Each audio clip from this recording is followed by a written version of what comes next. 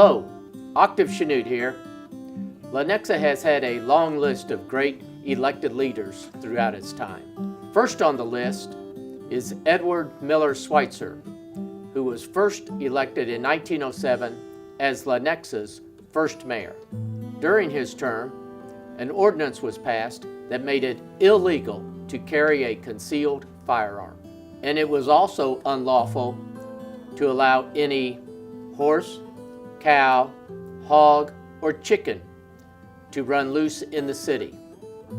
A simpler time. The population was 360.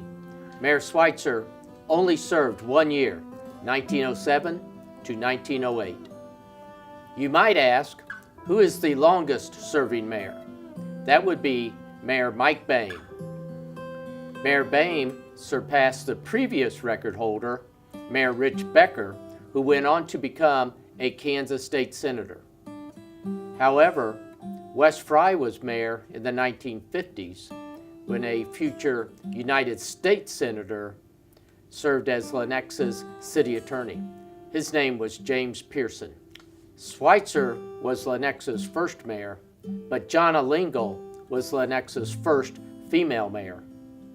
She served in the mid-1970s and went on to become a Johnson County commissioner.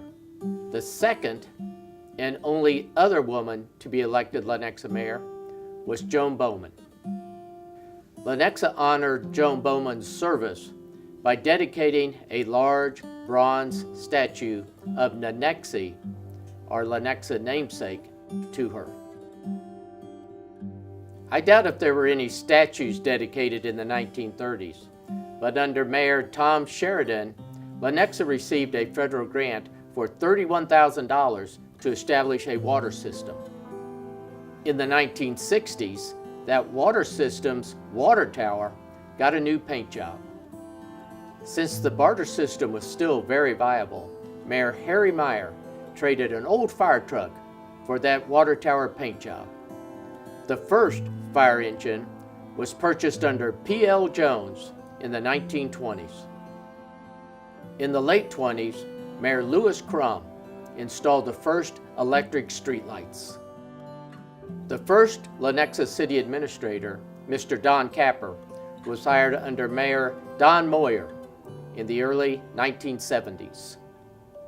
He no doubt got paid a bit more than the firefighters in the 1930s. Under Mayor Clark Schweitzer, firefighters were paid 50 cents for each run. Clark Schweitzer was the brother of Lenexa's first mayor, E.M. Schweitzer. In the late 50s, Walt Shannon used a loudspeaker on a car to successfully campaign for mayor. Despite his car's help, he had parking meters installed along the main street through town. That same thoroughfare, Elm Street, later Santa Fe Trail Drive, had been paved, guttered, and curbed under Mayor Edwin Legler in the 1920s. The cost was $11,370. Other Lenexa mayors saw ordinances passed that prohibited the establishment of pool halls and bowling alleys, established a 9 p.m. curfew for boys under the age of 15, and required property owners to cut weeds to the middle of the street. And other ordinances set the speed limit in school zones at 12 miles per hour. In 1914, Mayor F.L. Swift and his city council had to meet in the barber shop because there was no heat in the rented city council chambers. All 26 of Lenexa mayors have served her well and to the best of their ability. And for that, all of Lenexa is thankful.